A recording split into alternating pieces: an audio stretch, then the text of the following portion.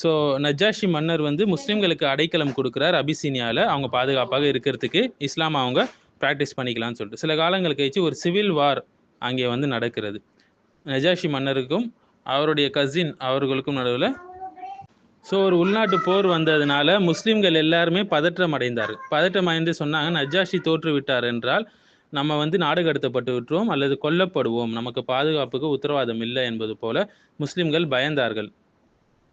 So அவங்க எல்லாருமே நோன்பு இருந்தாங்க, அதிகமாக துவா செஞ்சாங்க, அல்லாவின் மீது தவக்குல் வைத்தார்கள், அல்லாவை சார்ந்திருந்தார்கள், அல்லாஹ் பாதுகாப்பான் என்று. அப்போது ஒருவரை அனுப்புறாங்க, கடற்கரையை கடந்து போய் என்ன நடந்தது, போர் முடிவு யாருக்கு சாதகமாக இருந்தது, யார் வெற்றி பெற்றாங்க தோல்வி பெற்றாங்க என்பதை பார்ப்பதற்காக ஒரு நபரை அனுப்புறாங்க. அப்போது ஜுபைர் அல் அவாம் போய் பார்த்து விட்டு வந்து சொல்றார், எல்லோரும் சந்தோஷமாக இருங்கள், நஜாஷி வெற்றி பெற்று விட்டார், எதிரி வீழ்ந்து விட்டான் என்று அவரை சந்தோஷமாக இந்த விஷயத்தை சொல்லிக்கொண்டே வருகிறார்.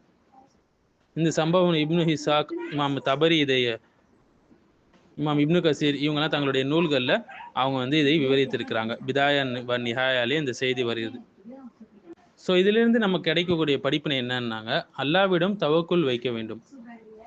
இரண்டாவது துவா கேட்பது. மேலும் வந்து நோன்பு வைத்திருந்தார்கள். ஸோ வந்து இபாதத்துகள் ஊடாக அல்லாவிடம் உதவி தேடினாங்க. அடுத்தது அரசியல் விழிப்புணர்வு, பொலிட்டிக்கல் அவேர்னஸ்.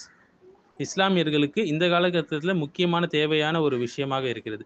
நாடு என்ன நிலையில் இருக்குது, ஆட்சி யாரிடம் இருக்குது என முஸ்லிம்கள் புரிந்து செயல்பட வேண்டும். அல்லாவிடம் தவக்குல் வைத்துவிட்டு காரண காரியங்களை சரியாக செய்ய வேண்டும். ஸோ சஹாபாக்கள் துவா செய்தாங்க. அப்போது நஜ்ஜாஷி மன்னர் வந்து காஃபிராக இருந்தார்கள் என்று தான் உலமாக்கள் சொல்கிறாங்க. பிற்காலத்தில் தான் அவர் முஸ்லீமாக ஆனார் என்று, அல்லாஹு ஆலம். ஸோ வந்து ஒரு காஃபிராக இருந்தாலும் ஒரு நீதமான ஆட்சி என்பதனால சஹாபாக்கள் துவா செஞ்சாங்க, நஜ்ஜாஷி மன்னர் வந்து ஒரு பாதுகாப்பான ஆட்சி வர வேண்டும் என்று. ஸோ அதனால் இதை கொண்டு என்ன சொல்கிறாங்கன்னா, நம்மளும் துவா செய்யலாம், ஒரு பாதுகாப்பான ஆட்சி எங்களுக்கு தா அல்லாஹ் என்று. அது சில வேளைகளில் காஃபிருடைய ஆட்சியாகவும் இருக்கும், நீதியான ஆட்சியாளராக இருந்தால். ஸோ பாலிடிக்ஸ் பற்றின அவேர்னஸ் முஸ்லீம்கள் சிறுபான்மையாக இருக்கக்கூடிய நாடுகளில் அவங்க நிச்சயமாக பொலிட்டிக்கல் அவேர்னஸ் இருக்கணும். மேலும் இல்மும் தக்வாவும் யாருக்கு இருக்கிறதோ அவர்கள் பாலிடிக்ஸில் கலந்து கொண்டு முஸ்லீம்களுக்கான சேவையை அவர்களால் செய்ய முடியும் என்பது இதிலேருந்து தெரிகிறது.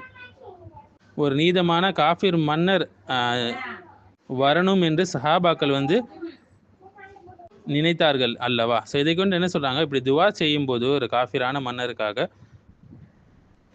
ஓட்டு போடுவது, அதாவது தேர்தலில் பங்கெடுப்பது, இந்த சம்பவத்தின் மூலம் கூடும் உபயோகப்படுத்தி கொள்ளலாம். சிறுபான்மை சூழலில் முஸ்லீம்கள் தேர்தலில் பங்கு கொண்டு ஓட்டு போடலாம்.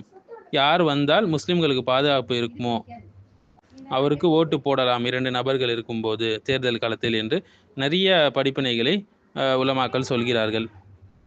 ஸோ முஸ்லீம் சிறுபான்மை சூழலில் இவ்வளோ விஷயங்கள் வந்து முஸ்லீம்கள் வந்து ஈடுபடலாம் என்ற படிப்பினைகள் இந்த மேற்கண்ட சம்பவத்திலிருந்து கிடைக்கிறது.